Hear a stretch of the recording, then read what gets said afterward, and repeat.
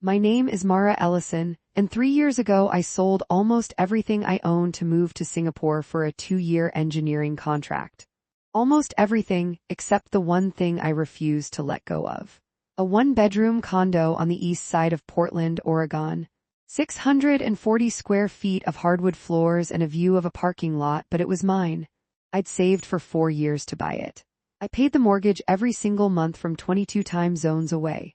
So when I opened a text message at 6:14 in the morning, Singapore time, from my old neighbor Priya, a photo of a sold sign zip-tied to my own front railing, I sat on the edge of my bed and read it 4 times before my brain would accept what my eyes were telling me. Hey, is everything okay? Saw a moving crew at your unit yesterday. New people already unloading furniture. Did you guys sell without telling anyone? Lol, my apartment, my name on the deed. Sold, and I hadn't signed a single thing. That's the first shock. Here's the second, and it landed 9 minutes later when I called my mother and she picked up on the first ring like she'd been waiting for it. Mara, honey, she said, her voice doing that too calm thing it does right before she tells me something I won't like. We can explain everything. Just please don't be upset before you hear us out. She wasn't asking if I knew, she already knew that I knew. Before you keep watching, quick question, no matter what continent you're on right now, what time is it where you are? Type it in the comments. I read every one of them, and honestly, on a night like the one I'm about to describe, it helps to remember there are real people on the other end of this screen. I should back up for a second, because I don't think this story makes sense unless you understand what that condo actually meant to me. I bought it when I was 30, after 4 years of living on ramen and second-hand furniture, working 60-hour weeks as a junior structural engineer in Portland, saving every bonus, every tax refund, every scrap I could set aside. My realtor at the time, a woman named Carol who I still send a Christmas card to every year, told me I was the youngest solo buyer she'd worked with in almost a decade. I remember standing in that empty unit the day I got the keys, the hardwood floors still smelling faintly of polyurethane, and thinking, nobody gave me this. I built this. So when the opportunity came up 2 years later to take a senior project role with an engineering firm in Singapore, better pay, better experience, a chance to work on infrastructure projects I'd only ever read about in trade journals, I didn't hesitate about the job. I hesitated about the condo. My parents were the ones who convinced me to keep it instead of selling. Rent it out or just let it sit, my father had said at the time. Real estate in Portland's only going up. We'll keep an eye on it for you. I gave them a spare key so they could check on it, water a plant or two, forward any mail that slipped through. It felt at the time like an act of trust in both directions, them looking out for something of mine, me trusting them to do exactly that and nothing more. That's the part that still catches in my throat when I think about it now. I didn't hand my parents a key out of naivety. I handed it to them because for 31 years that's what trust with your own family is supposed to look like. Because what I found out over the following months wasn't just that my parents sold my home without asking me, it was so much worse than that. And it started with a signature I never wrote. I didn't sleep that night. I sat with my laptop open in my tiny Singapore apartment, the ceiling fan clicking overhead, and I called my mother back at 2 a.m. local time because I couldn't wait 12 more hours. We were going to tell you, my mother, Diane, said. We just didn't want to worry you while you were so far away. Worry me, Mom, you sold my house. It wasn't really a house, sweetheart, it was a condo, and honestly the market's been so good we thought. You thought what? That I wouldn't notice $64,000 a year of mortgage payments disappearing? There was a pause. My father, Gerald, came on the line then, his voice low and even, the tone he used when he was managing a situation rather than having a conversation. Mara, listen, your brother needed help. The restaurant was going under. We were going to lose everything if we didn't move fast. Connor, my younger brother, 31 years old, and for the last 2 years he'd been running, or more accurately, sinking, a gastropub in northeast Portland that he and a business partner had opened with a loan from our parents' retirement savings. So you sold my apartment to save his restaurant? We didn't sell it to save the restaurant, my father said too quickly. We sold it because there were some other bills, property taxes were behind. There were some issues with the HOA. None of that made sense. I'd set up auto pay on everything before I left. I checked my accounts constantly through an app on my phone, a habit left over from years of being careful with money before I had much of it. There were no missed payments, no HOA issues, nothing. I'd logged into the HOA portal myself only 6 weeks earlier to pay a special assessment for roof repairs, and my balance had read 0. "I want to see the paperwork," I said. "The deed, the closing documents, all of it." Another pause, longer this time. In the background I could hear my father's chair creak, the particular sound of him leaning back the way he does when a conversation is heading somewhere he'd rather it didn't. "You're overseas, sweetheart," my mother said, her voice trying for gentle and landing somewhere closer to placating. "It's not as simple as just emailing you a stack of documents. There's a whole file. Let us pull it together properly." "Mom, it's a PDF, just scan it." "We'll send it over," she finally said, and I could hear in the 2-second pause before she said it that this wasn't a logistics problem. It was a stalling tactic, and not a very well-rehearsed one. It took them 6 days to send anything. 6 days in which I barely slept, in which I went into work every morning and sat through meetings about load-bearing tolerances and steel fatigue, while my mind kept drifting back to a sold sign zip-tied to a railing I used to lean my bike against. When the documents finally landed in my inbox, a single scanned PDF, slightly crooked, like it had been photographed on a kitchen table rather than run through a proper scanner. The first thing I saw at the bottom of the deed transfer wasn't my father's handwriting or my mother's. It was mine. My signature, dated a Tuesday, I remembered specifically because that Tuesday I was in a client meeting in Singapore from 9 a.m. to 6 p.m., a meeting with sign-in sheets and a dozen witnesses. I hadn't signed anything, but somebody had signed it for me. I've never considered myself a suspicious person. I trusted my parents the way most people trust the two humans who raised them, completely and without much thought. But a forged signature has a way of rewiring how you look at everything.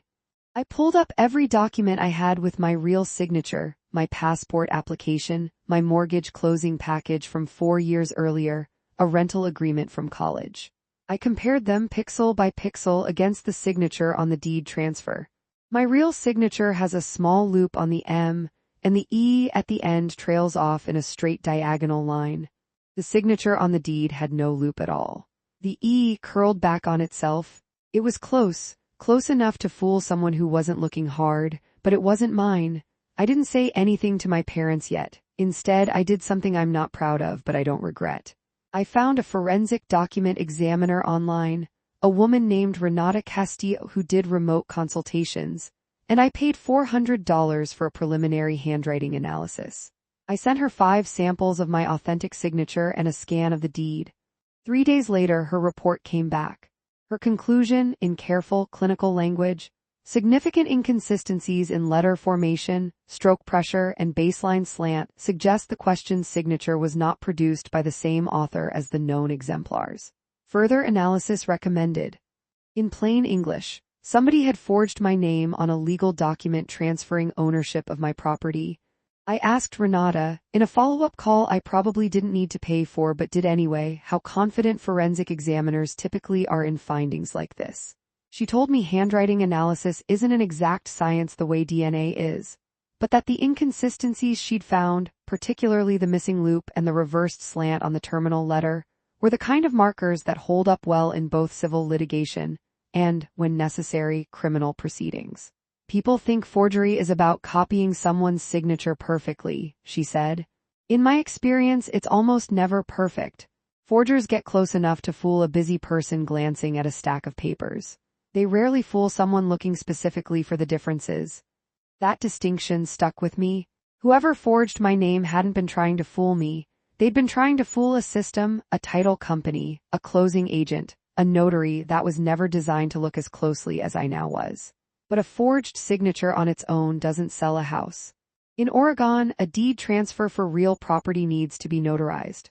Someone had stood in front of a notary public, presented themselves as me, or presented a document claiming to be signed by me, and that notary had stamped it as legitimate. I looked at the notary block at the bottom of the page. A name I recognized instantly because he'd been at my high school graduation party 20 years ago, sitting 3 seats down from me at the dinner table. Warren Michaels. My father's oldest friend, a licensed notary public who ran a small title and escrow side business out of his real estate office. That's when I understood this wasn't a rushed decision made out of desperation. This was planned. And it had at least two people involved who weren't my parents. I confronted my mother again, this time over video call so I could watch her face. I told her about the handwriting analysis. I watched the color drain out of her cheeks in real time. "Mara, I need you to understand something," she said, and for the first time her voice cracked. "We weren't trying to steal from you. Your father has a power of attorney. He thought that gave him the right." "A power of attorney for what? I never signed one." "You did," she insisted. 4 years ago, when you first moved overseas, don't you remember? We had you sign some papers before that big trip, in case anything happened to you while you were abroad. So we could handle things here." I did remember signing something before I left, a simple document letting my parents check my mail and handle minor administrative things if I couldn't be reached. Drafted in about 10 minutes by a family friend who wasn't even a real estate attorney, just someone my dad knew from his golf league. I remembered it being narrow, limited, emergency only. I asked my mother to send me a copy of it. What arrived wasn't the document I remembered. It was 6 pages long, dense with legal language, and it granted my father sweeping authority, the power to buy, sell, mortgage, lease, or otherwise dispose of any real property in my name, without further authorization or notice. The signature at the bottom was, once again, close to mine. Not identical, close. I sent this one to Renata too. Her second report was even more direct than the first. The signature pages of document B display formatting characteristics, margin spacing, font kerning, inconsistent with the remainder of the document, suggesting these pages may have been generated or substituted separately from the original. In other words, the signature page might have been swapped in from an entirely different document, possibly one I actually had signed for something else and then repurposed. I sat with that for a long time. Somewhere in a drawer or a scanner or an email attachment, there was a page with my real signature on it that had been lifted and reattached to a document I never agreed to. I eventually figured out where it likely came from, a rental application I'd filled out and signed years earlier, before I ever bought the condo, back when I was apartment hunting in Portland at 26. I remembered giving my father a printed copy at the time so he could act as an emergency contact reference. He'd kept it for 8 years, apparently in a filing cabinet in his home office, until it became useful for something entirely different than what I'd signed it for. That's not a mistake born of panic. That's premeditation. A mistake born of panic looks like one late-night decision made under pressure that someone regrets by morning. This looked like a filing cabinet kept for years, waiting for the day it would be needed. I want to pause here and be honest about something. I didn't launch into this like some kind of avenging angel with a plan. I was 34 years old, 11 time zones from home, and I cried more that week than I had in the previous 5 years combined. There were nights I told myself maybe I was overreacting, maybe there was an explanation I hadn't heard yet, maybe I should just let it go because they're my parents and this is what families do for each other. But then I'd look at the sale price. $285,000. My condo, in a building where units were now listing at $340, sold for $55,000 under market value, to a buyer who closed in 11 days, a timeline so fast it usually only happens with cash investors who don't ask many questions. I pulled comparable listings from the same building myself, 3 units that had sold in the previous 8 months, all in the 320s to 340s range, all with less updated kitchens than mine. There was no version of a normal arm's-length sale that landed $55,000 below every comparable in the building, closed in under 2 weeks, with the actual owner never once contacted by the title company, the listing agent, or anyone involved in the transaction. I remember sitting with my laptop that night doing the math over and over, as if getting the number to come out differently might change what it meant. $285,000. Minus the $11,000 still owed on my mortgage. That left roughly $274,000 that had moved somewhere to someone without my knowledge or consent, and I didn't yet know where a single dollar of it had actually gone. The buyer's name was on the closing documents, Dale Kowalski, listed as the sole member of an LLC called Riverbend Holdings. I looked him up. He wasn't some predatory house flipper preying on vulnerable sellers. He ran a small, 3-property rental portfolio, mostly legitimate, mostly boring. When I eventually reached out to him, carefully, through a polite email, he responded within a day, confused and a little alarmed. I bought that unit through a listing agent, he wrote. Everything came through title, fully notarized, no red flags on my end. If there's a problem with the sale, I had no idea. I have all my closing paperwork if that helps you. He wasn't lying. I could tell within a few exchanges that Dale Kowalski was, in his own words, just a guy who saw a below-market listing and jumped on it. He wasn't part of the scheme. He was a downstream casualty of it, same as me, just luckier, because he ended up with a condo instead of a hole where his home used to be. That left 3 people who had to have known, at minimum. My father, who held the fraudulent power of attorney. Warren Michaels, the notary who stamped a document he had every reason to question, given he'd known me since I was a child. And somewhere behind them both, a listing agent who'd handled the sale, a woman named Patricia Voss, who worked at the same small brokerage Warren's title office was connected to. I reached out to Patricia too, more cautiously than I'd approached Dale, because unlike him, she was a licensed professional who'd been paid a commission on the sale. Her response when it came was carefully worded in the way I imagine a broker's attorney might draft for them. She confirmed she'd been contacted by the seller's representative, my father, and that she'd processed the listing based on documentation provided to her, including what she believed was a valid power of attorney. She wrote that she had no independent means of verifying the authenticity of notarized documents provided by a title office, and that she'd since begun cooperating with the county investigation. I didn't love the answer, but I understood it. She was a link in a chain that had been engineered further down the line to fool exactly the kind of person she was. 3 adults, 1 forged signature, 1 sold home. And still, my mother swore up and down that she didn't know the details, only that it needed to happen. I didn't believe her, not yet. But I would find out exactly how much she knew soon enough, because 2 weeks later my brother, of all people, cracked first. Connor called me on a Sunday night. I almost didn't pick up. When I did, I could hear him breathing hard like he'd been pacing. I need to tell you something, he said, and I need you to not hate me. He told me the restaurant had been 3 weeks from a forced closure by the landlord over unpaid rent, nearly $40,000 in arrears.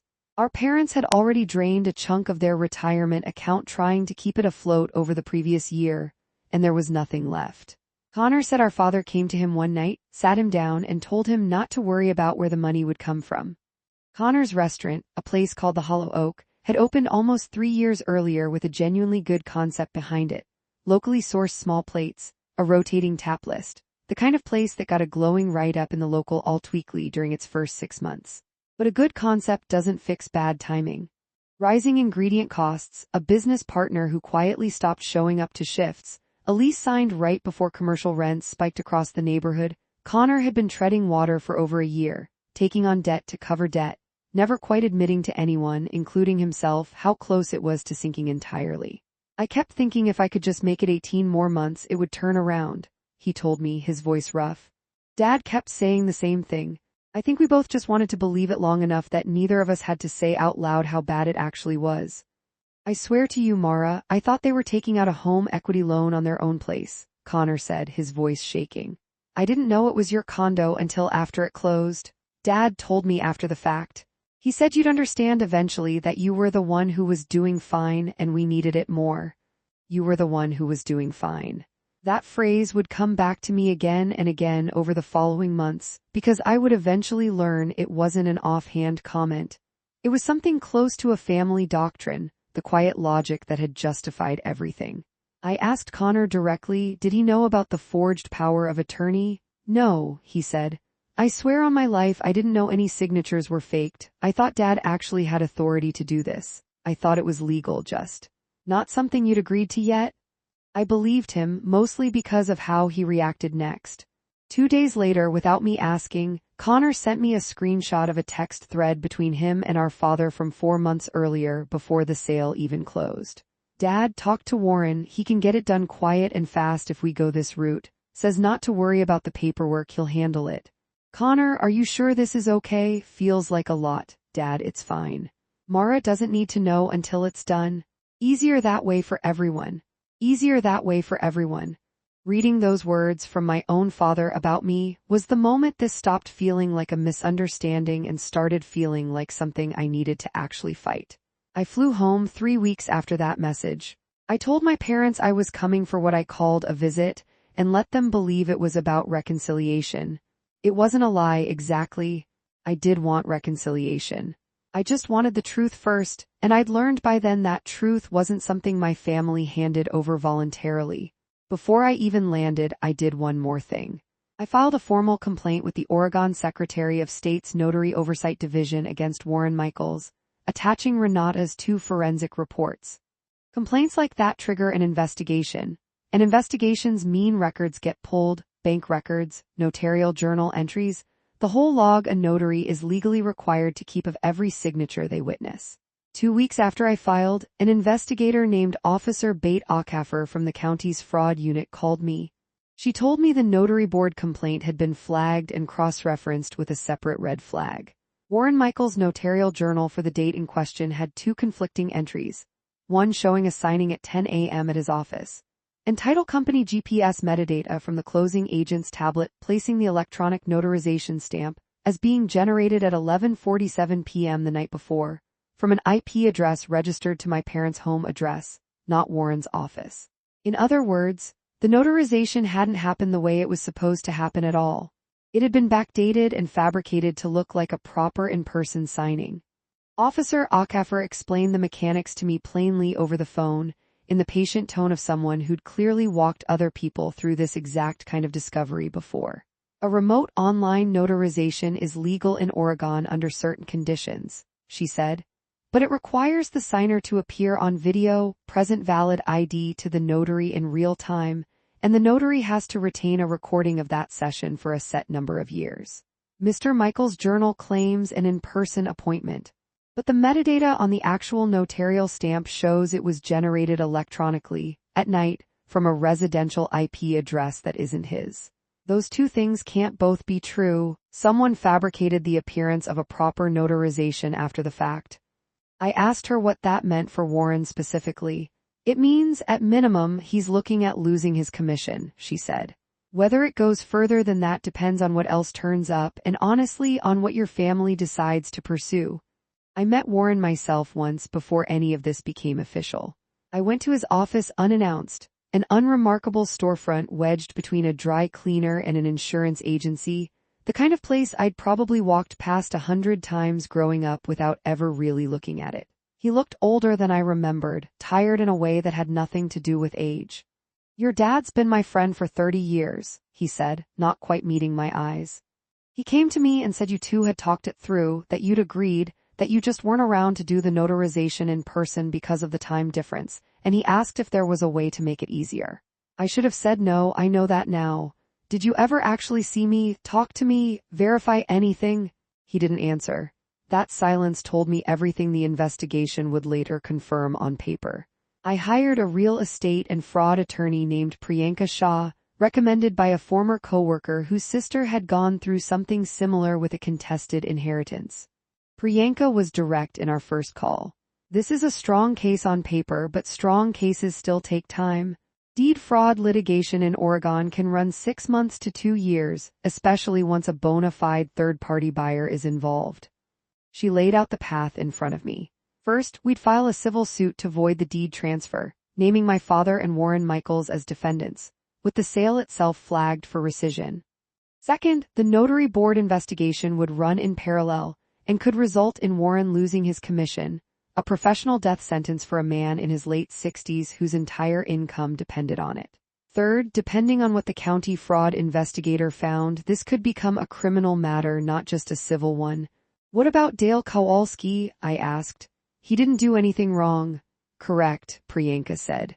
"Which is exactly why he has title insurance.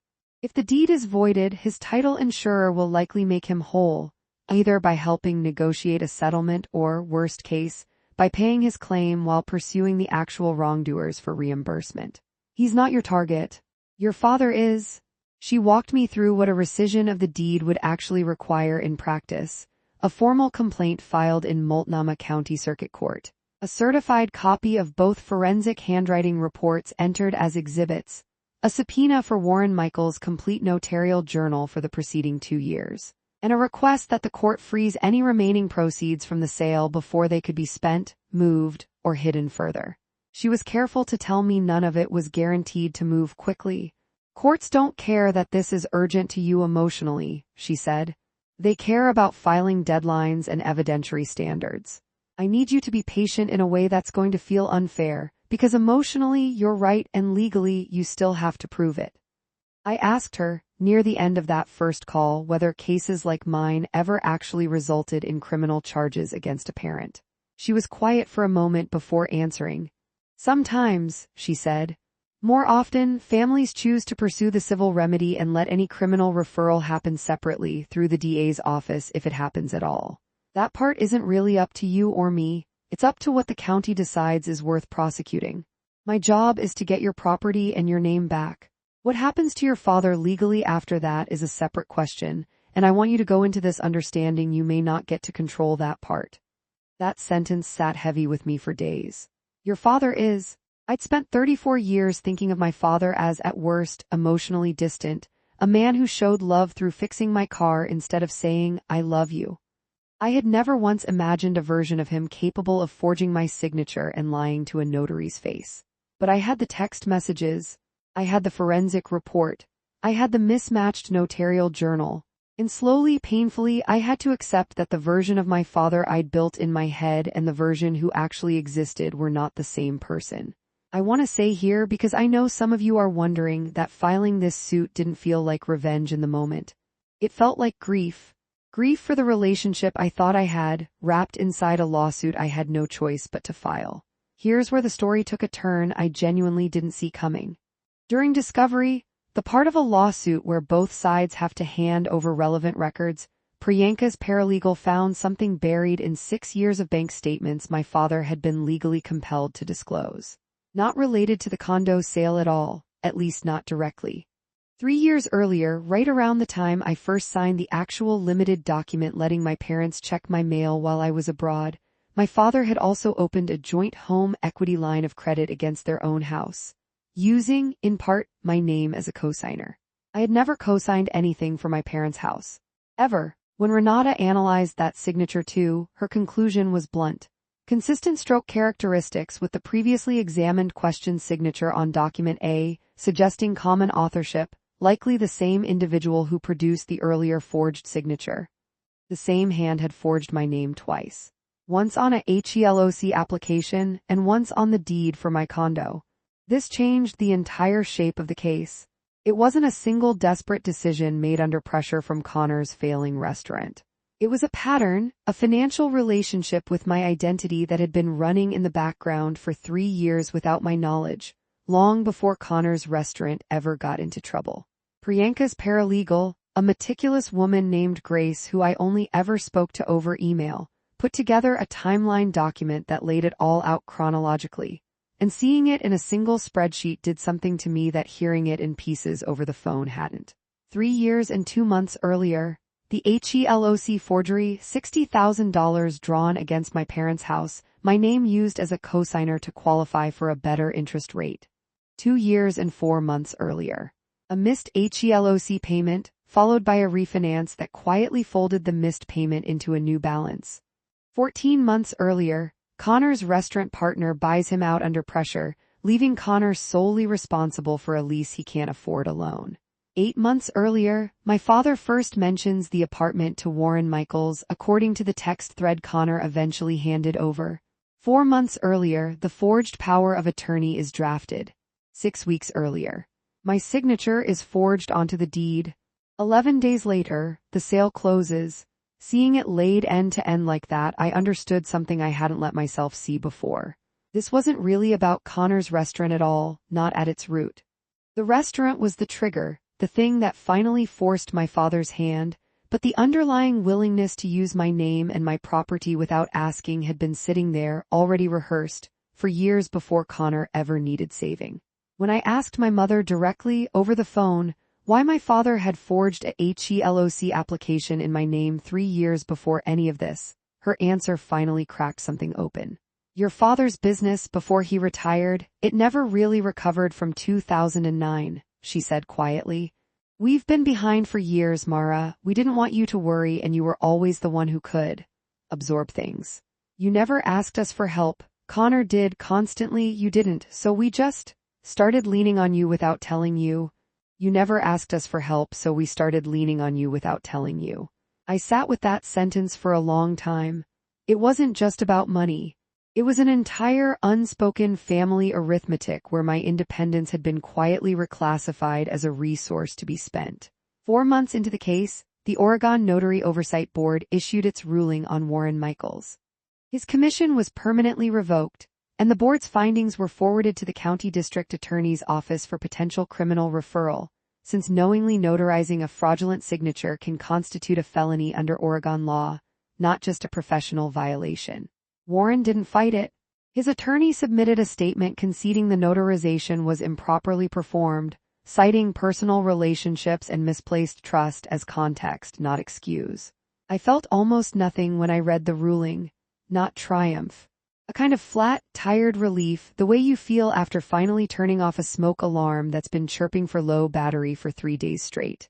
I remember reading the official notice twice, sitting at my desk in Singapore at nearly midnight, the office long since emptied out around me, and thinking about all the small, quiet ways a community relies on people like Warren doing their job honestly.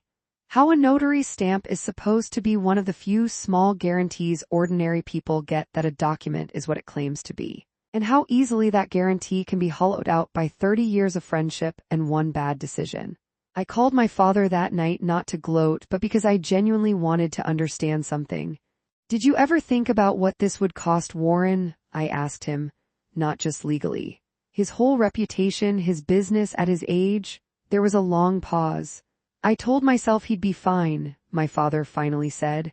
I think that's what I told myself about everyone involved in this. That everyone would be fine eventually once the immediate crisis passed. I didn't let myself think past that. Around the same time, Dale Kowalski's title insurance company reached out to Priyanka directly. They confirmed they were prepared to make Dale whole regardless of outcome, and they wanted to explore a settlement structure where the deed would be formally voided, ownership would revert to me, and the title company would pursue my father directly for the funds needed to reimburse Dale's purchase price, rather than dragging Dale through years of litigation as an innocent party. It was, Priyanka told me, about as clean a resolution as this kind of case gets.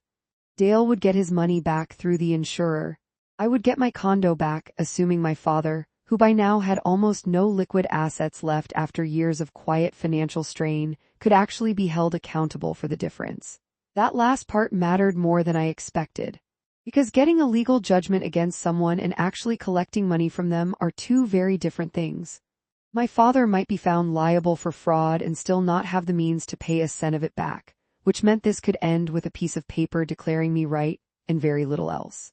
Priyanka recommended mediation before we proceeded to a full criminal referral against my father specifically.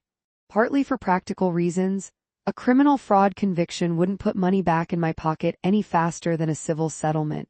And partly, I think, because she could tell I wasn't actually looking to see my father in handcuffs.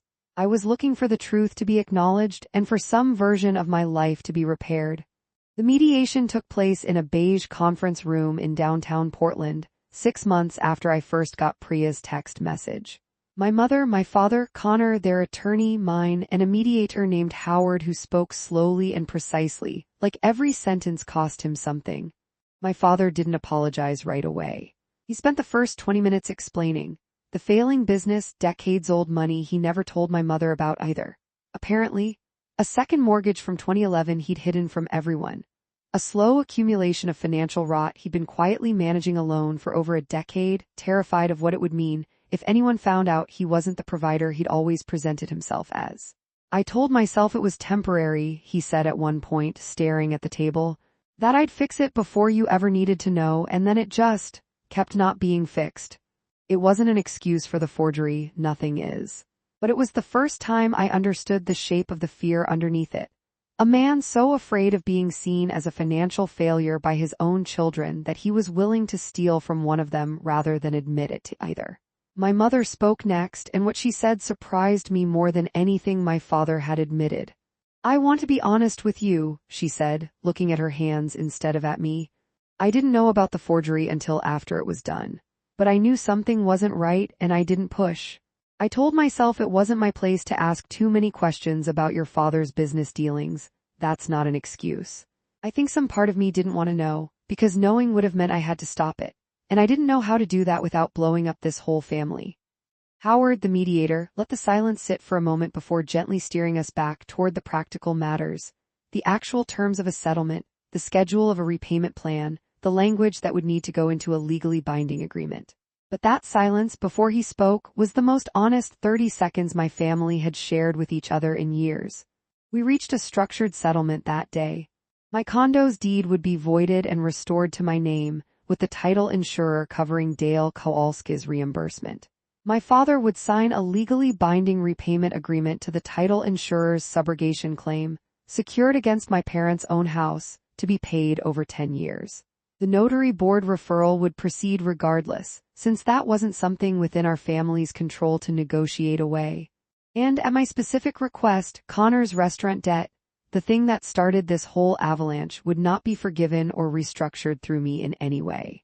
Connor would have to work out his own business's fate on his own terms, without my money involved, forged or otherwise. I stood up when it was over and shook my father's hand instead of hugging him, because that was the honest version of where we were. The condo came back to me legally 3 weeks after mediation. Structurally, it was fine. Dale Kowalski had actually kept it in decent shape during his brief ownership, replaced a leaking faucet, repainted one wall a soft gray I never would have chosen myself. I walked through it for the first time in over 3 years and felt strangely disconnected from it, like visiting a museum recreation of a room I used to live in. I didn't move back in. My life had genuinely rebuilt itself around Singapore by then, a job I liked, a small circle of friends who'd become something closer to family than blood had managed to be for a while, a version of independence I wasn't willing to give up just to prove a point. I did sit alone in the empty living room for almost an hour that first day, though, on the floor, back against the wall Dale had repainted gray, and let myself feel whatever I needed to feel without an audience. I cried some. I laughed once, unexpectedly, remembering the ridiculous argument I'd had with the paint store employee about which white to use when I first moved in, back when the biggest decision in my life was eggshell versus matte. Mostly I just sat there, running my hand along the same baseboard I'd installed myself with a borrowed nail gun 4 years earlier, and let myself understand, slowly, that getting a piece of property back on paper wasn't the same thing as getting back the version of trust I'd had before any of this happened. The condo was mine again, but it would take a lot longer than a court order to feel entirely safe in my own name again. I listed the condo for rent instead, this time with a property management company I chose myself, with a lease and a lockbox code that nobody in my family had access to. Every payment came into an account with my name on it, and only my name. I sent my parents one final message after everything settled, not out of cruelty, but because I needed to say it plainly once so there'd be no ambiguity later. I love you both. I'm not walking away from this family, but I need you to understand something. What happened wasn't a misunderstanding, and it wasn't really about money either. It was about you deciding, without asking me, that my life was a resource you were allowed to use. I need real distance to trust that won't happen again. That's not a punishment. That's just what rebuilding looks like. My mother wrote back a single line. We understand, we're sorry, we'll wait as long as it takes. It's been 14 months since that first text from Priya lit up my phone at 6 in the morning. Warren Michaels never faced criminal charges in the end. The DA's office decided the civil resolution and permanent loss of his notary commission, combined with his age and lack of prior record, didn't meet their threshold for prosecution. He closed his title office within the year. I heard through a mutual contact that he moved to be near his daughter in Arizona. I don't know if he and my father are still in touch. I've never asked. Connor's restaurant closed permanently about 5 months after the mediation. Unrelated to me, it simply couldn't recover from the debt load, forged money or not. He works as a kitchen manager at a different restaurant now. A steadier, less glamorous job that he says, to my genuine surprise, he actually prefers. We talk more now than we did before any of this happened, oddly enough. Guilt, it turns out, made him more honest with me than comfort ever had. My father makes payments on the repayment agreement every month on time so far. My mother sends me photos sometimes, her garden, a bird that keeps nesting on their porch light, small, ordinary things offered up like little peace treaties. I respond, not every time, but often enough. Dale Kowalski, for what it's worth, ended up sending me a short email a few weeks after his settlement went through with the title insurer. Genuinely sorry you had to go through this, he wrote. For what it's worth, the unit was in good shape when I had it. Hope it treats you well. I appreciated that more than I expected to. Out of everyone tangled up in this mess, he was the only person who owed me nothing and gave me kindness anyway. I flew back to Portland once more about 2 months ago and had dinner with both of my parents for the first time since the mediation. It was quiet, careful, a little stilted in the way conversations are when everyone's aware of exactly how fragile the ground under them is. We went to a small Thai place near their house, somewhere neutral, somewhere without 20 years of memories attached to every corner of it. My mother asked about Singapore, about my coworkers, about whether I was eating enough vegetables, ordinary maternal questions that felt almost startling in how normal they sounded. My father, near the end of the night, said something I didn't expect. I keep thinking about the moment I decided to do it, he said. Not the sale. The very first time 3 years before when I forged your name for the first time on that HELOC. There was a version of that night where I just told you the truth instead. I think about that version a lot.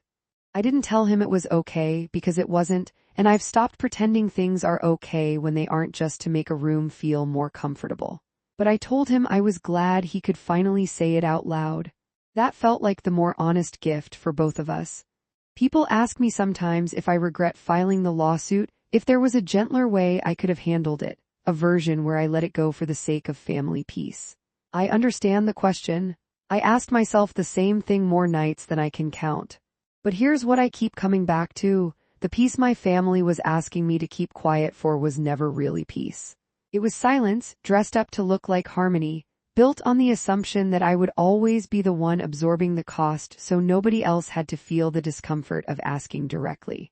Real peace, the kind that actually holds weight over time, needed the truth first, even when the truth was ugly, even when it came from a forensic handwriting report instead of an honest conversation that should have happened years earlier. I don't know if my family and I will ever be exactly what we were before. I'm not sure I'd even want that anymore, honestly, because what we were before was built on a foundation I now know was never as solid as I believed. What we're building instead is smaller, slower, and a lot more honest. Some days that feels like a loss. Most days lately it feels like the beginning of something sturdier than what came before it. I think about Renata's first report sometimes, the clinical language of it, inconsistent letter formation, stroke pressure, baseline slant. Such a cold, technical way to describe the moment your entire understanding of your family quietly fractures. But I've come to think there was something almost merciful about it too. A forged signature doesn't lie the way a person can. It doesn't rationalize or soften or ask you to understand its reasons before it tells you the truth. It just is what it is, sitting there on a page, waiting for someone patient enough to look closely. I was that person, eventually. I hope if you're watching this and something in your own life doesn't quite add up, you give yourself permission to look closely too. If there's one thing I'd want you to take from this, it's this. Love and boundaries were never opposites. The hardest, most loving thing I ever did for my family was refusing to let their fear stay hidden behind my name any longer. This story is a work of fiction, created for entertainment and reflective purposes. Any resemblance to real individuals or events is coincidental. If this story affected you, we hope it offered a moment of reflection on trust, boundaries, and what real accountability within a family can look like.